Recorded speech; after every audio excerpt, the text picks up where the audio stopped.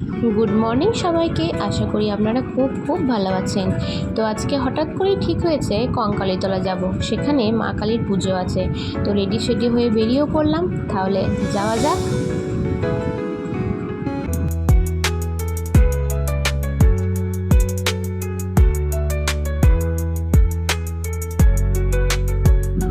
আমরা কঙ্কালীতলা এসেও গেছি। দেখুন কত ভিড়। আজকে মা কালীর পুজো হবে, তো আমরা মা কালীর পুজো দেব, দেন আশেপাশে একটু জায়গাগুলিকে ঘোরাঘুরি করব। তো আপনারা আমাদের সাথে থাকুন।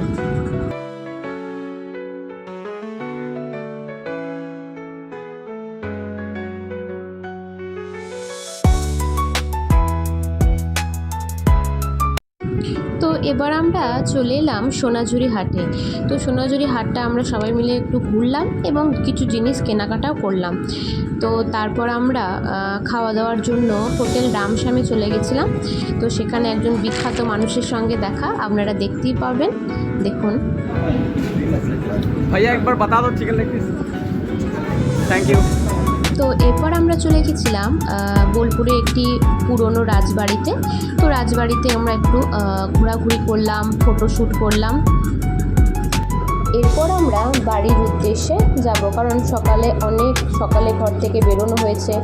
তো ওই জন্যে রাস্তাতে আমরা একটু গানও শুনে নিলাম বাউলের।